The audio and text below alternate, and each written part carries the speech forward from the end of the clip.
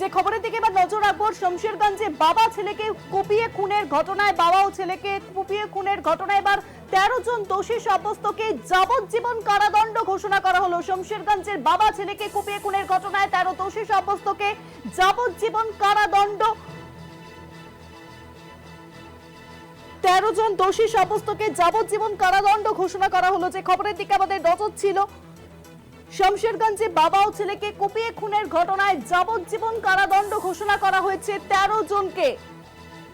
দোষীদের আমৃত্যু কারাবাসের সাজা ঘোষণা, 13 জনের যাবজ্জীবন সাজা ঘটনা শমশেরগঞ্জে বাবা ছেলেকে কুপিয়ে খুনের ঘটনায়। জাফরাবাদ কাণ্ডে 13 জনকে দোষী সাব্যস্ত, আমৃত্যু কারাবাস ঘোষণা করা হলো। 13 জন দোষী সাব্যস্তকে যাবজ্জীবন কারাদণ্ডের ঘোষণা।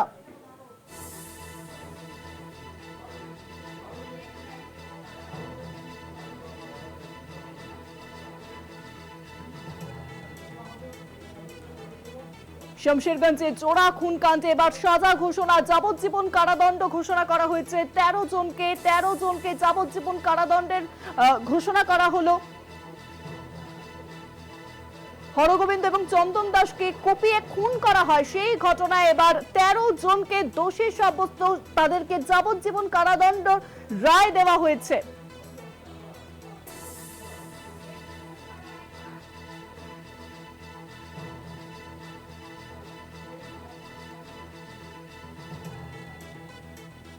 যে খবরের দিকে আমাদের নজর রয়েছে, শমশেরগঞ্জ কাণ্ডে এবার 13 জনকে যাবজ্জীবন কারাদণ্ড ঘোষণা।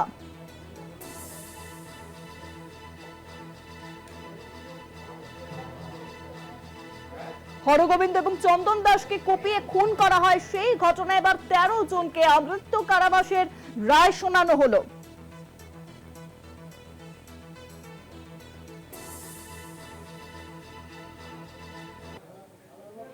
হরগোবিন্দ এবং চন্দন দাস খুনে এবার আমরা দেখি যে দোষী সাব্যস্ত করা হয় 13 জনকে, এবং আজ তাদের কিন্তু যে রায় শোনা যাচ্ছে যে জাফরাবাদ কাণ্ডে 13 জনকে যাবজ্জীবন কারাদণ্ড দেওয়া হলো, আমৃত্যু কারাবাসের রায় শোনানো হয়েছে তাদের।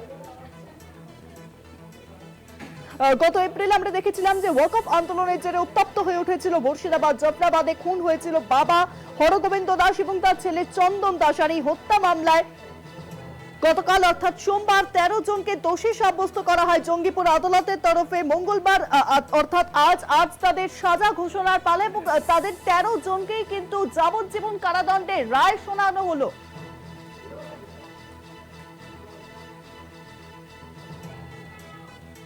তেরো দোষী সাব্যস্তকে যাবজ্জীবন কারাদণ্ড, আমৃত্যু কারাবাসের রায় শোনানো হলো এবার জঙ্গিপুর আদালতের তরফে।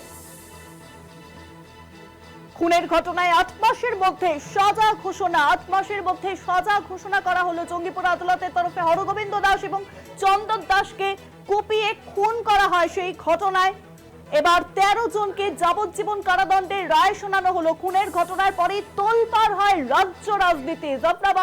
জাফরাবাদ কাণ্ডে 13 জনের যাবজ্জীবন ঘোষণা। গত এপ্রিলে ওয়াকফ আন্দোলনের জেরে উত্তপ্ত হয়ে উঠেছিল মুর্শিদাবাদ। জাফরাবাদে খুন হয়েছিল বাবা হরগোবিন্দ দাস এবং ছেলে চন্দন দাস। আর এই হত্যা মামলায় গতকালই আমরা দেখি যে 13 জনকে দোষী সাব্যস্ত করা হয় জঙ্গিপুর আদালতের তরফে। আজ সেই 13 জনকে যাবজ্জীবন কারাদণ্ডের রায় শোনানো হলো।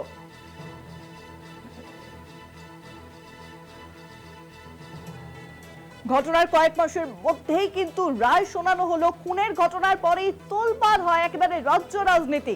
আমৃত্যু কারাবাসের নির্দেশ এবার জঙ্গিপুর আদালতে। জাফরাবাদ কাণ্ডে 13 জনের যাবজ্জীবন কারাদণ্ডের রায় শোনানো হয়েছে। বাবা ছেলের খুনের ঘটনায় এবার 13 জনকে দোষী সাব্যস্ত করলো জঙ্গিপুর আদালত।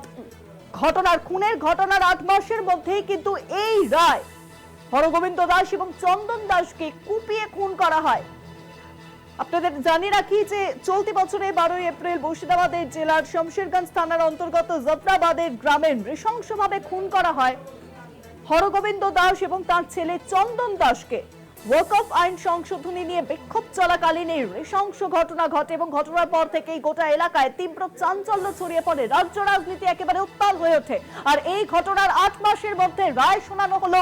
13 জনকে গতকালই আমরা দেখি দোষী সাব্যস্ত করা হয়েছে এবং আজ তাদের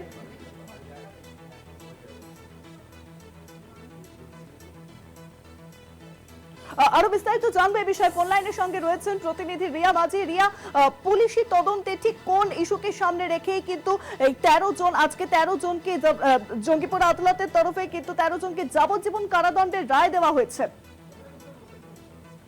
একদমই তোমাকে জানিয়ে রাখবো যে ইতিমধ্যেই জাফরাবাদে যে ঘটনা ঘটেছিল, যেটা গতকাল আমরা দেখেছিলাম যে 13 জনকে দোষী সাব্যস্ত করা হয়েছিল। আজকে কোয়ান্টাম অফ পানিশমেন্ট অ্যানাউন্সমেন্ট ছিল এবং কোর্টের তরফ থেকে তাদেরকে লাইফ প্রিজনমেন্ট অর্থাৎ যাবজ্জীবন কারাদণ্ড দেওয়া হয়েছে বলে এমনটাই জানা যাচ্ছে। এবং কিছুক্ষণ আগেই যেটা দেখা গেল যে এটি দক্ষিণবঙ্গ সুপ্রিম সরকার তিনি একটি প্রেস কনফারেন্স করলেন এবং সেই প্রেস কনফারেন্স থেকে তিনি কার্যত স্পষ্ট করে জানালেন যে এই যে তদন্ত হয়েছিল সেই তদন্তে রাজ্যের তরফ থেকে একটি সিট গঠন করা হয়েছিল। যেই সিটে লিড করছিল ডিআইজি মুর্শিদাবাদ ওয়াকার রাজা, তিনি লিড করছিলেন এবং তার নেতৃত্বে পুরো তদন্তটা হয়েছে এবং যেখানে 56 দিনের মাথায় তারা চার্জশিট পেশ করেছে। চার্জশিট পেশ করার পরে দ্রুত গতিতে ট্রায়াল চলেছে এবং ট্রায়াল চলার পরেই কিন্তু গতকালকে দোষী সাব্যস্ত করা হয়েছে এবং আজকে লাইফ ইমপ্রিজনমেন্ট দেওয়া হয়েছে। এবং এই তদন্তে যিনি সরকারি আইনজীবী বিভাস চ্যাটার্জিকে নিয়োগ করা হয়েছিল যে স্মুথলি যাতে লিগাল পার্টটা সামলানো যায়। এবং একই সঙ্গে তোমাকে জানিয়ে রাখবো যে তদন্ত যেভাবে চলেছে, যেখানে একাধিক পার্টকে হাইলাইট সিসিটিভি থেকে এই যে 13 জন যাদেরকে বিভিন্ন জায়গা থেকে গ্রেফতার করা হয়েছে, সেটা মুর্শিদাবাদ থেকে উড়িষ্যা এবং ঝাড়খণ্ড বিভিন্ন জায়গায় তারা পালিয়ে গিয়েছিল, সেখান থেকে গ্রেফতার করা হয়েছে। প্রথমে 5 জনের নামে এফআইআর অ্যাকিউজ ছিল এবং তারপরে তদন্ত করতে গিয়ে আরো 8 জনের নাম উঠে আসে।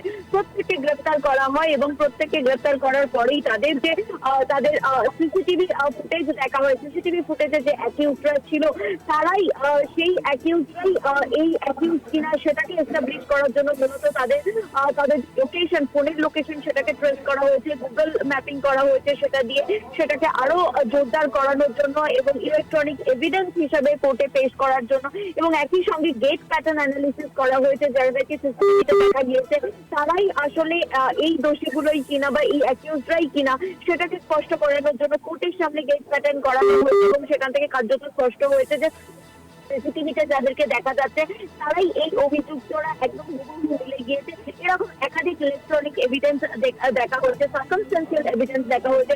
সমস্ত ভিত্তি করেই কিন্তু কোর্টে চার্জশিট জমা দেওয়া হয়েছিল এবং তারপরেই গতকাল তাদের 13 জনকেই দোষী সাব্যস্ত করা হয় এবং আজকে তাদেরকে লাইফ ইমপ্রিজনমেন্ট দেওয়া হয়। এবং একই সঙ্গে তোমাকে জানিয়ে রাখবো যে বিএনএস এর যে ধারা 103(2) এই কেসে প্রথম কনভিকশন হয়েছে বলে এমনটাই জানা যাচ্ছে যে মোবিলাইজিং করে যাদের লিঞ্চিং অর্থাৎ মারা, অর্থাৎ প্রচুর মানুষ মিলে তাদেরকে মারা অর্থাৎ মব অ্যাটাক যেটাকে বলা হয় করে খুন করা, সেই যে বিএনএস এর সেকশন, এই সেকশনে প্রথমবার কনভিকশন হয়েছে। এবং যেখানে এটা দ্বিতীয়বার, কারণ এর আগে ইউপির একটি কেসে কনভিকশন হয়েছিল এবং সেকেন্ড এই কেসে কনভিকশন হয়েছে বলে এমনটাই। ধন্যবাদ তোমার রিয়া। ফোন লাইনের সঙ্গে ছিলেন প্রতিনিধি রিয়া মাঝি।